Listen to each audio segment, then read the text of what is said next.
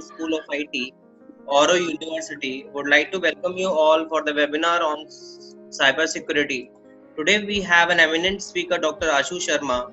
He is currently working as a malware analyst at Mindtree. He is co-founder and MD of cybersecurity, has 8 years of experience in the area of cybersecurity. He earned his PhD in malware analysis from BITS Pilani and also worked as a postdoctoral fellow in C3I Lab, IIT Kanpur. Going to talk about the various aspects of cybersecurity. Now, without further ado, we'll turn the time over to Sir Dr. Ashu Sharma. Sir, please. Yeah, sure. Thank you, Sunil sir. Business, Oro University, Surat. We are hosting this webinar under Distinguished Lecture Series of Oro University, and I'm so delighted today to welcome Honorable Guest, Dr. R.S. Sodhi ji. Thank you so much, sir, for accepting our invitation for this webinar. And for your information, many people are listening to us today, and they were so delighted to meet you and hear you through this particular webinar. And we have our distinguished speakers all over the world, academicians, panelists, and the industry and corporate leaders have also joined us for this seminar, and largely the students of various colleges and universities, not only from India, but all over the world. So on behalf of Oro University, I welcome all the participants, all the audience who have joined us today for this particular webinar. Though Dr. Sodhi needs no introduction, but it is my formal duty through Oro University to introduce to you formally to Dr. Rupinder Singh Sodhi sir. So Dr. Sodhi is the Managing Director of Gujarat Cooperative Milk Marketing Federation Limited, AMUL, which is India's largest food product organization with annual turnover of more than 38,550 crores. In US dollars, it comes out to be 5.2 billion during 2019-2020. Dr. Sodhi has 38 years of rich experience of leading and developing cooperative sector within Indian dairy industry, having served dairy farmers in several capacities. He has been responsible for creating the current structure of AMUL, enabling the organizations to maintain and enhance its leadership status within Indian dairy industry. So member unions of GCMMF are procuring more than 25 million liters of milk per day from more than 18,600 village dairy cooperative societies. So for more than 3 decades, Dr. Sodhi has worked under direct guidance and mentorship of Father of White Revolution, Dr. Verghese Kurien, and has ensured that values cherished by Dr. Kurien, such as integrity, dedication, courage, honesty, commitment to farmers and to the consumers remain deeply engraved in the culture of AMUL. Dr. Sodhi has attained his bachelor's degree in agriculture from CTAE Udaipur, India, and he's the first batch alumnus from Institute of Rural Management, Anand.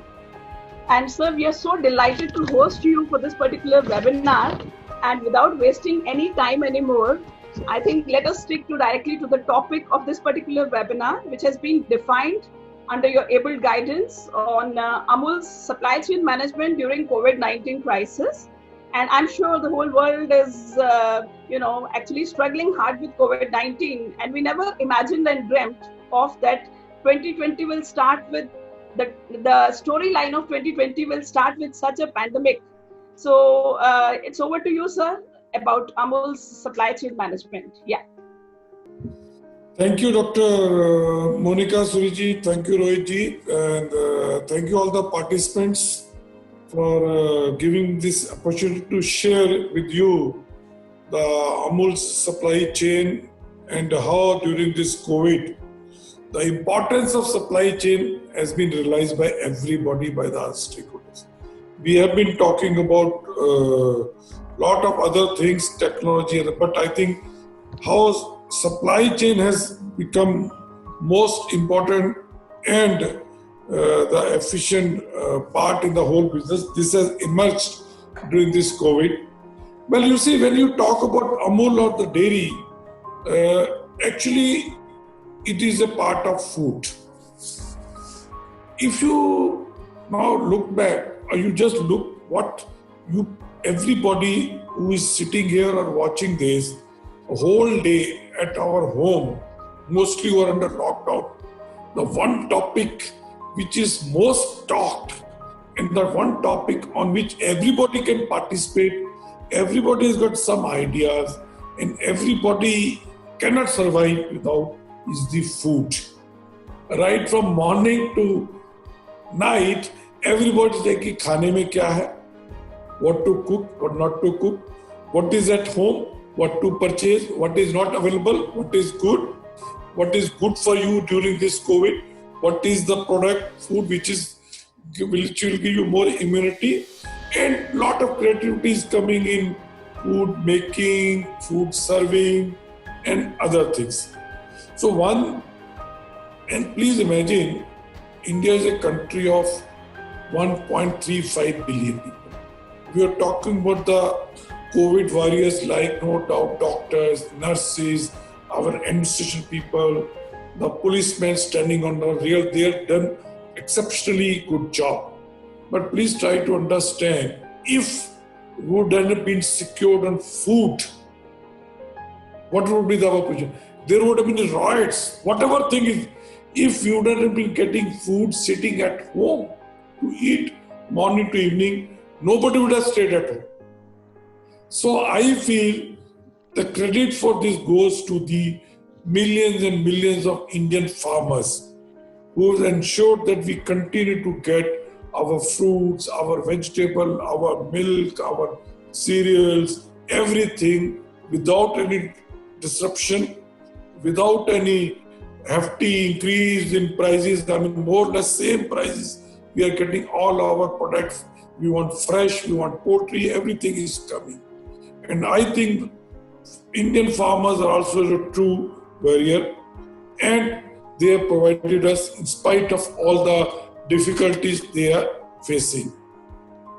Let me tell you, now we are also realizing how whatever any country has got resources or technology or ammunition or weapons or the crude oil, if you are not secured on food, you are vulnerable to anything. I mean, today imagine if India, which is one of the largest country of the world, if we had not been having our own food and would have been dependent on imports, we would not be secure. So this COVID has also given us the lesson not to only consumer but the Indian policy makers, that what type of policies they should ensure in the future post-COVID also, that our vulnerability on food is not compromised. And I mean, we are also thankful. India is that way is self-sufficient in food in everything except in edible oil. And that thing also we need to ensure that in edible also we become something. Now coming to the supply chain of food or dairy. Well, see, when you talk about supply chain of any food or FMCG, generally to our mind comes the factory mein bana, it comes to the godowns, it goes to distributor, it goes to retailer and to our. No. In milk, supply chain is C2C, cow to consumer. What supply chain is? Urban India, more or less same or more complex is the backward up to the villages. If I take example of Amul also, when we are collecting milk from the 3.6 million farmers twice in a day without any disruption. And dairy is a very important part. If I tell you in India, right now, 100 million families are dependent on dairy or animal husbandry for their livelihood. And animal husbandry contribute to around 4.4% of India's GDP, which is 3 trillion, or 30% of agriculture GDP, which is contributing 17% to the national GDP. And as such, India dairy is the largest crop. It is around 8 lakh crore. No other industry, no other crop, no other business is as big as dairy, which is 8 lakh crore. Out of that 8 lakh crore, around 2 lakh crore is the organized sector, on which Amul or cooperatives are the major put. 60% is contributed by the cooperatives. And we are growing. I mean, dairy sector is growing annually at the rate of 14%. No other sector in the agriculture or in the India economy is growing at the pace at which dairy or animal husbandry is growing, and we are number one in the world also. I mean, India is world largest producer of milk. So supply chain of dairy is very important because one side it is providing nutritious food to the 1.35 billion people, a very affordable source of protein, fat. The other side, and also a lot of vitamins. Otherwise, it is a source of livelihood to around 100 million families of India.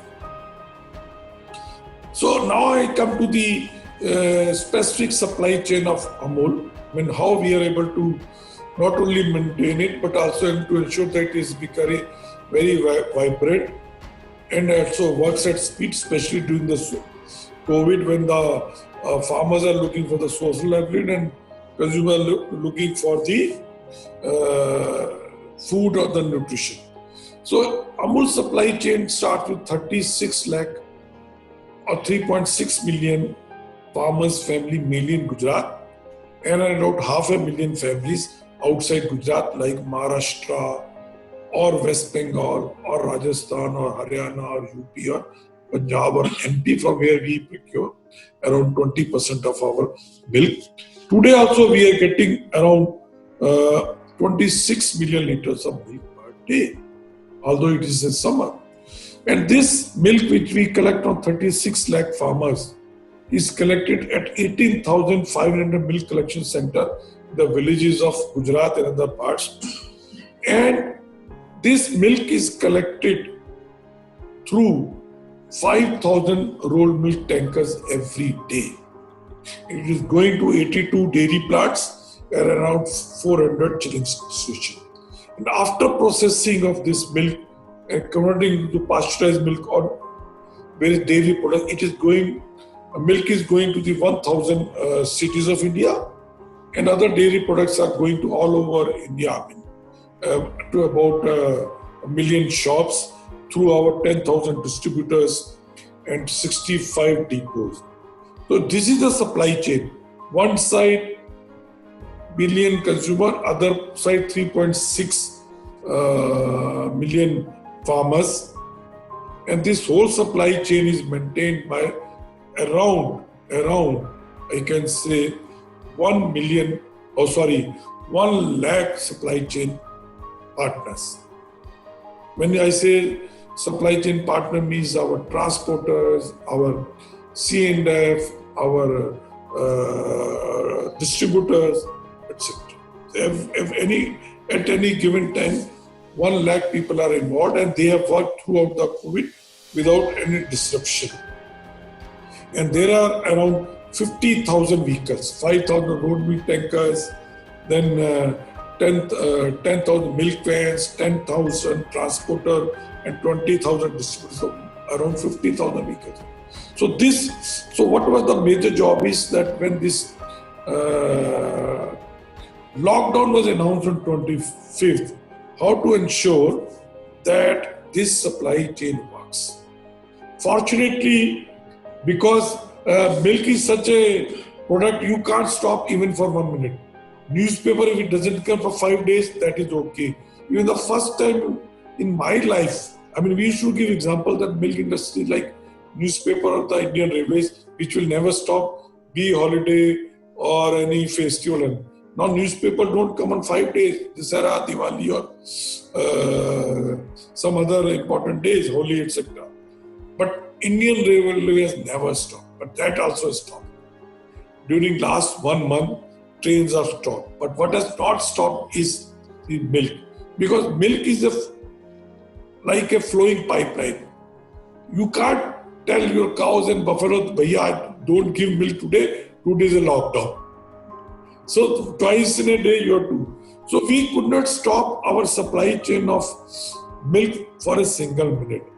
Fortunately, what happened when we send our tankers to the villages to collect milk, it is visible from the distance.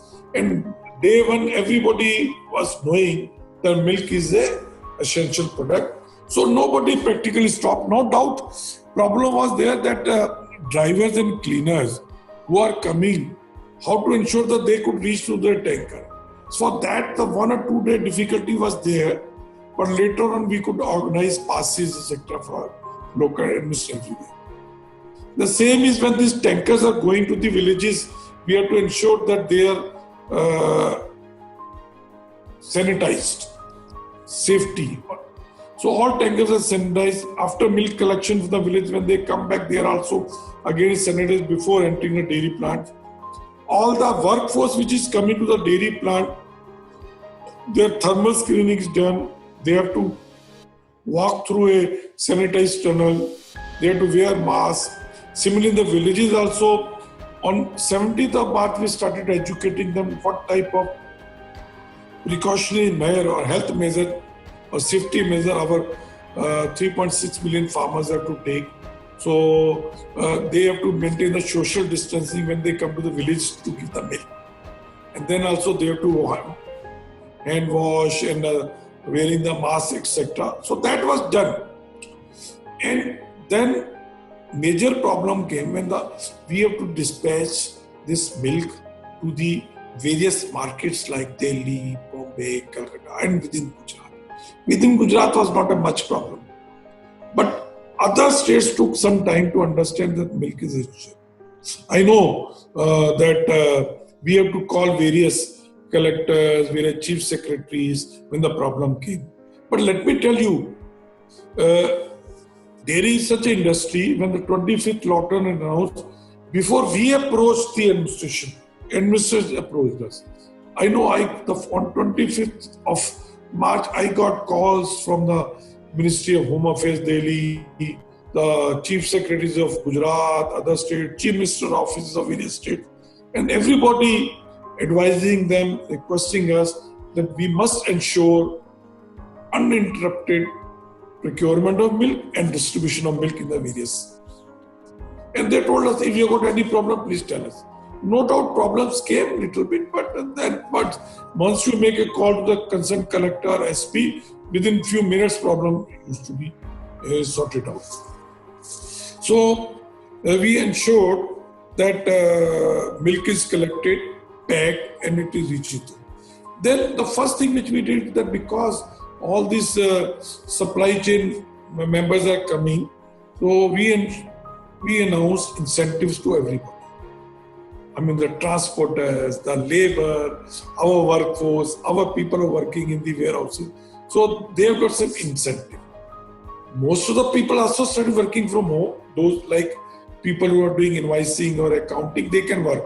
Those over can work from home. But you can't ask people in the plant or the labor or the transport to work from home. So we ensure. The second biggest thing which I think which really helped us, that is communication. 25th, we communicated all the stakeholders that milk is essential and you have to work. You have to do your job. Whether the farmers or transporter or clearing the farming agent or our workforce, and everybody has come forward. And later we have to tell that, this is your responsibility. Everybody has put 1 feet extra than what has been given to them. Everybody contributing more than what. And whatever initial problems came, like I remember initially, it was announced that food or dairy is essential. So all the trucks, loaded trucks were allowed. But then when same truck is coming but empty, we face the problem. But then we approached the Ministry of Home Affairs. Next day, notification is even the empty trucks are allowed. They shouldn't be given. In some bigger cities, labor problem was there. Labor problem was there when because a lot of labor has migrated back from Bombay, Delhi. So we managed with 30-40% labor. Our officers worked for the loading of trucks. Then gradually we could manage, and now we ensured that now also in some places labor is coming back. So where labor requirement is low, we have like ice cream, any of demand is low. So we have shifted laborers to the where essential services are there. But let me tell you, for most of the people, this is the first time such situation in a lifetime. But fortunately, unfortunately, we have little experience such situation in the past also. I remember the late 80s or early 90s, when I was in Ahmedabad, there used to be riots. And my eastern side of Ahmedabad used to be closed for months together. Curfew was there. So during that time, we knew what to do, what the thought is to approach if truck is stopped, what the thought is to approach for the curfew pass.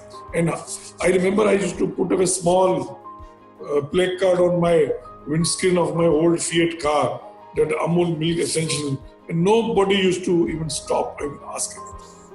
But difference between that day and today is technology.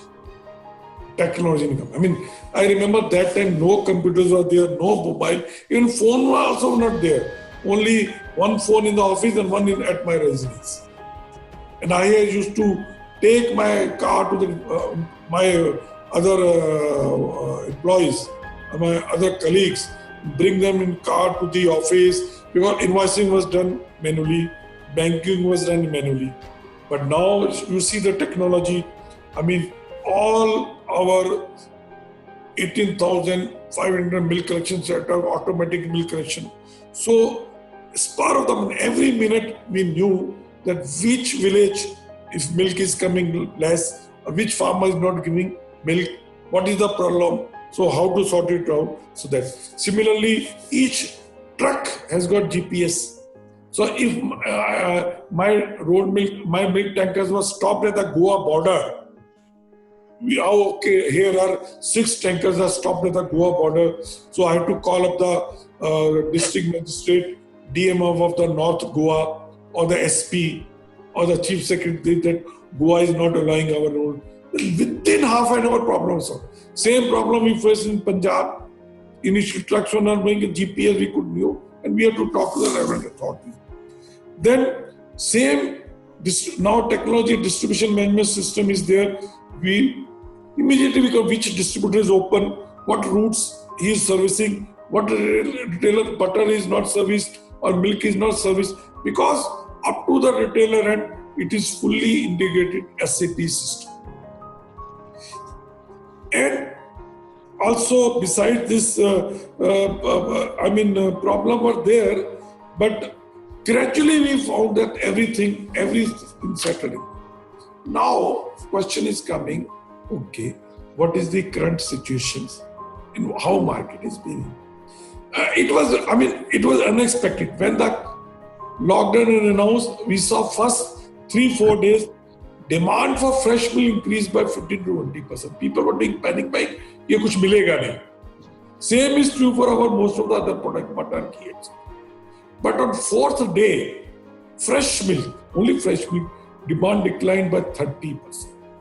Panic buying stopped, hotel, restaurant, chai shops stopped, lot of reverse migration happened. But then again it started going up. If you ask me today, our fresh milk sale in Bombay, Delhi, Kolkata, Surat or Ahmedabad is down by around 10 to 12% than the pre-COVID, but it is more or less same what is the last year April. Reason is consumption in HoReCa segment, hotel, restaurant, chai shop is zero, or very minimum. But we have seen household consumption increase by 7 to 8% because people are sitting at home consuming more of milk and dairy. But most,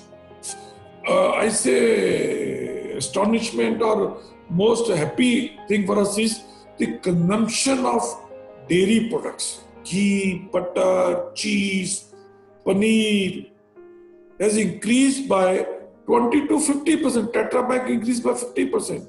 Paneer sales doubled. Cheese sales 25%. Reason is simple. Now, dairy ingredients are very much used at home. Earlier, we used to have working breakfast, working lunch because people are working. Only dinner used to be drilled. Now, right from breakfast to dinner, a very detailed meal we are having. So, consumption of dairy or all ingredients. I was talking to a few other FMCG food companies. So, all the people are saying the masala sales increased, biscuit sales increased, noodle sales increased, coffee sales increased because of in-house consumption. But other side, our milk procurement also increased by 15% because small players stopped procuring milk from the farmers because mithai fellow, small ice cream fellow, and other small dairies stopped unorganized. So that much extra milk is coming to the cooperative organ. So we were ready. I mean, summer we had the capacity. So we are buying right now 15 to 16% more milk without reduction in prices. Some states where big organized players were not there, so farmers are in trouble. They are under distress because their pricing reduced by 15 to 30%. India is lucky because of our 1.35 billion. I know in USA, if you tracking them, lot of billions of liters of milk has to be wasted. And the Trump administration announced a bail package of $15.5 billion for the dairy industry. India has no such thing. So that way, Indian dairy industry is lucky.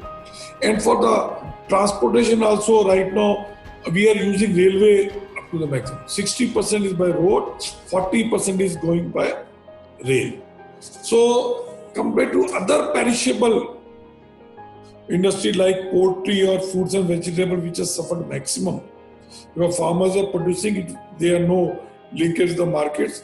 Dairy has not suffered much. So during this time, there have been a lot of learnings also. Learning is that we have to go for multi. One can't depend on one production center, one markets, one segment. So firstly, you require people with multitask skills. Second is one should have multi-production base. So if one area is coming at red zone, third is you have to be based on multi products. If you are having only products catering to the one segment like hotel, restaurant or the chai shop, you had it. Same is your distribution has to be also multi-channel. You can't depend only on e-commerce or modern. Now general trade has come to our rescue. But now e-commerce is also grown. Still, modern trade is not working in all the cities. Wherever it is working, small modern trade is doing good job. And products also multi-segment. You can't say that I'll be targeting only the Horeca segment or the airline segment because you don't know. So, word multi has really given us good. And other learning have been the relationship building and the communication and the speed. Because when this thing I announced, that relationship really played a bigger building relationship during when farmers are in distress. Your CNF, you see, ice cream business had initially gone down to zero. The other side, our milk and the dairy products distribution channel were overpressed because window available to do the job was 2 to 6 hours. Shops are opening 2 to 6 hours. So what we did is we involved all the ice cream supply chain also our dairy products first. So first is we could service better. Thus the ideal supply chain was used. So that was really worked very far. And the other thing is which I think learning has been which you must have noticed that this was the best time for the brand building. Generally people say that why to invest in the brand building when shops are opening, people are. I think that is the biggest mistake. Because when you invest in a brand, it is not a short-term investment. If I want to buy a share, I should buy when market is moving. It's a long-term investment. And when you want to do the long-term, one should invest when you are getting a very economical price. But during this COVID, we could buy media at half the cost. And second is, you could get very uncluttered, uninterrupted attention of the viewers, family way. So we sponsored Mahabharata, we sponsored Ramayana, and the type of rating points we got never in the history of TV. And and we doubled our budget, and that told the news. Generally, you'll see no brand advertising, but we doubled our advertising spend. We got very good deal, and I was surprised why car manufacturers didn't advertise. This is the best time. Whole family sitting before the TV will uncluttered, uninterrupted, focused way. This was the best time for brand building, and we took this decision. I think we are happy for this. Now, question comes: what after Corona, especially about the food? I feel after Corona, consumption or demand for packed branded food will increase because consumer is going to go more for the safe food. Other side, food or perishable temporary production will reduce because in the poultry, fruits and vegetable, farmers have not got the good price. So they are going to invest less, so they are going to produce less. So we can expect, I say not reasonable, tremendous price increase in the perishable in the coming 2 to 3 or 6 months. Demand will increase, production will reduce, and prices may go up. But consumer is going to demand more because of India is a country of lower middle class, more affordable products, more essential. Because now whatever you say, income has reduced for a time being.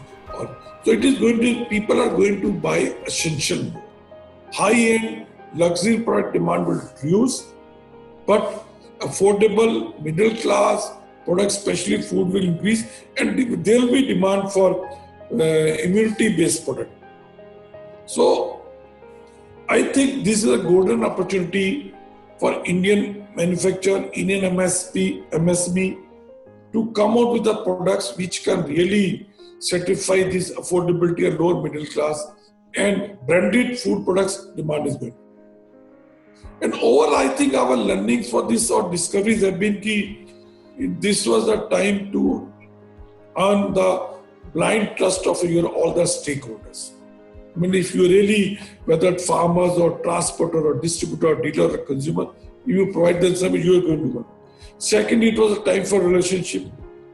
And also, it has also taught, given us the lesson that we should keep some more media budget for such type of exigencies. And I feel this is also going to give a lot of opportunity for the rural India because a lot of reverse migration has happened. And a lot of labor has migrated back to rural India. So their opportunity for animal husbandry as a source of livelihood to be important.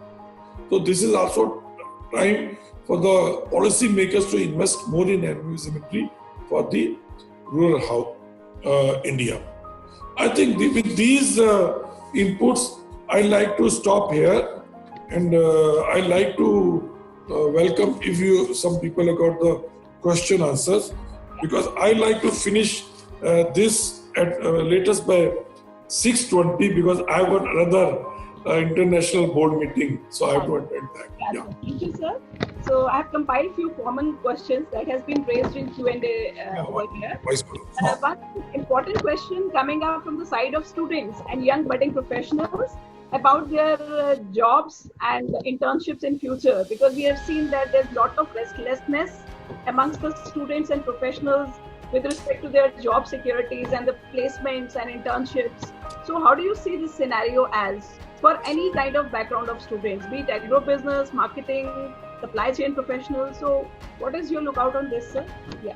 I fully agree, Dr. Monica Suri, that there is uncertainty that jobs, what will be the job scenario and how economy, because everywhere you find people are talking very pessimistic. But let me tell you, we should not have any doubt that in India, opportunities are going to grow much more than pre-COVID. Reason is simple. You see, India is such a country which we have got 1.35 billion very skilled manpower. We have got all the resources. And more than India is the fastest growing, biggest market, whether any product or service or anything. And with this COVID coming, which has maximum impact is going to be already technologically developed country like Europe, USA, or even China. So we have, what is required is how to encash this opportunity, not only world over, but in India only. So you will see that India after this COVID is going to become much stronger economically than the before, because others are going to become bigger. And most important, you see, we have got the resources, manpower, and technology. And most important is India has got a very stable democratically elected political setup. So all these factors will see that we have got economically more stronger after this COVID. And jobs wise also, I don't foresee there will be any dearth of job. Okay, fine. So, Whether supply chain or other things, jobs will be there. yes. Another quick question is like recently Indian Railways has taken an initiative of Kisan Rail for transportation of perishable goods. So how do you see this initiative of Indian Railways as? Will it add to the time span and the storage capacity? Let me tell you, this budget they had announced, and we have been transporting our perishable milk for the last 40 years in the rail milk tanker to Delhi, Bombay, Calcutta. And right now also, full train road of milk is going from Gujarat to Delhi or Bombay. But this lockdown really has come forward. I mean, I tell you, like I was talking to my Jorhat office. Generally, we used to send to Upper Assam, Northeast, by truck. It used to take 15 to 20 days to truck to reach. Now, recently, we sent a train load of our milk powder, Tetra Pak milk. It reached within 72 hours to Jorhat. Because passenger trains are there. So, railway, our goods train are running at a super fast speed without stopping anywhere. So railway has got a lot of opportunity, and especially for perishable. Yeah. Yes. Sir, and you talked about the core values which are the foundation of AMUL, and we were completely aligned as university also to 12 core values that we practice based on the philosophy of Shri Aurobindo and Divine Mother. This talks about mental, physical, vital and spiritual well-being of every student and every stakeholder of Oro University. So my question to you is like, what do you think that all these business models who are more profitable in nature are sustaining well or surviving well, or those models which were value-based models are surviving well at this time of COVID-19? So what is your opinion on that? Yes. Business principle remains same whether it's a pre-COVID, COVID or after COVID. And Dr. Kurian, you see, he has taught us one thing, that if you want AMUL to run not for decades, for centuries, you have to ensure that its stakeholders are happy and all feel win-win. And who are the stakeholders in any business? One side is the suppliers, like in milk, our farmers. The other side is our millions of consumers. And in between, the workers or employees. If it is win-win for everybody, you keep everybody up. How you can keep happy farmer? By giving them very stable and remunerative price. How can you keep happy your consumer? You give them a very good product made out of natural ingredients at a very affordable price, and also reasonably compensating your people. So Dr. Corey used to tell us anything you want to give in marketing, advertising or product, you always consider that your customer is smarter than you. You don't try to shortchange him. Try to earn blind faith, a blind trust of your customer. And you know what is the blind faith? Like you are in religion, where you don't question it. I mean, you just, housewife should walk into the shop, neither looks left or right, picks up the AMUL butter.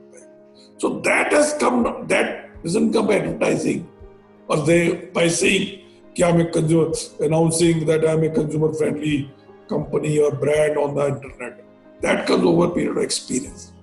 So in AMUL, that is it. And nowadays with this COVID thing coming, where consumer is going to become more and more value conscious. So you have to see that how you can deliver more value for the hard-earned money of the consumer, because the time being income level will be low and consumer is going to look for value. So you have covered largely all the aspects of supply chain management, very well articulated, specifically giving the ideal model of Amul, which the whole world is looking after today, just because of COVID-19 crisis. And so now I'll hand over the session to our Honorable Dean for his closing remarks and vote of thanks. Over to you. Before a closing remark, a picture behind you, nobody can forget Amul, Dr. Korean. So from 2 villages to 250 liters per day, around now 18,000 villages, 1,80,000, 18 dairy cooperative societies. You were the first company which worked on the model of social entrepreneurship. Yes, sir. The first company or plant which started producing buffalo's powder milk.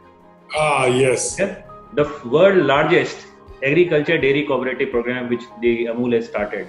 My question is, what post-COVID Amul and GCMMF is going to do the first thing, which will be remembered by the consumers and the people involved in it?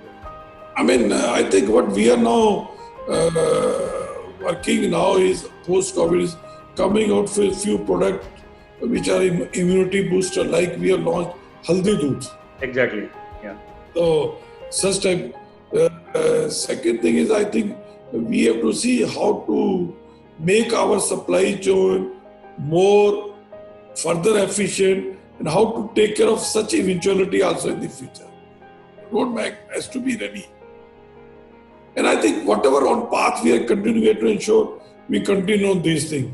Ultimately, this COVID has really given us so much confidence that if you have, during COVID, trust won't come. Because of our past image, we got cooperation over everybody. Not for a single minute Amul stopped. It is because of the basic principle on which Amul has been working. And one more observation, amid the all negatives of lockdown starting from Janata Curfew on 22nd and then leading to complete lockdown, the first positive news we heard on television was Amul decided to continue with the supply chain and distribution of product for next 21 days. So, Oro University wants to compliment you for that decision that immediately you announced that it will be continuing the supply. My question is, what kind of motivation level you maintained among your labor force, villagers, village district cooperative societies in order to work during these hard times? Any specific measure you adopted to motivate them? I think it is basically communication. We communicated all the stakeholders about the purpose. We communicated purpose that, look here, you are not only in milk business. And you are, if farmer not produce, farmer you are producing milk, or if a transporter is transporting, it's not a business. You are here for national service. All other way. So because of communicating that here now nation requires your service. If you stop working, 1.35 billion people will not get their food, and you can imagine COVID hoga ke nahi hoga, people will die because of food.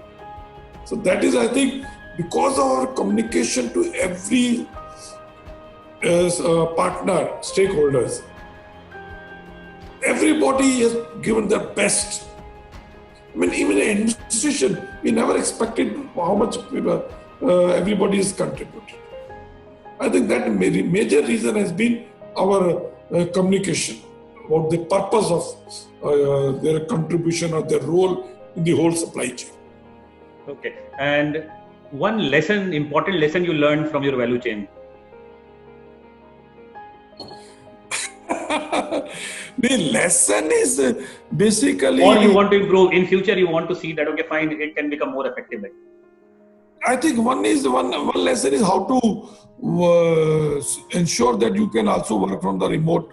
Not only, how you can do invoicing with the minimum people, and also how flexible is supply chain. Like now we are using ice cream supply chain for fresh milk or for the dairy products. So that is what lesson we have learned. Okay. Yes, over to you, Monica ma'am, please. Okay, so we are offering you heartfelt thanks on behalf of Oro family to Amul family for doing extraordinary services for community and society at large. And your presence has always added value to Oro University students and faculty understanding and their core competencies. So with this, sir, on behalf of our founder president, Shri H.P. Rama sir, who is watching us live from US right away, and our honorable vice chancellor sir, I would like to thank you once again for your presence. I know 1 minute of your absence that actually matters to your team, and you have given so much of time to Oro University, and I'm sure all these participants are delighted enough to see you and to listen to you at this tough time of COVID-19 as a important piece of advice and motivation for all of them. So with this, I also thank all the participants here for joining us for this particular webinar. Please stay tuned to Oro University Facebook page for more distinguished lecture series, which we are holding for you people in the form of distinguished webinars with eminent speakers all over the world. So once again, thank you, sir, for your presence. Thank you, sir. Thank you so much. Thank you, Dr. Monica. Thank you. Thank you very much. Thank you, Oro University. Thank you very much. Thank you, sir. Thank you. Thank you. Thank you.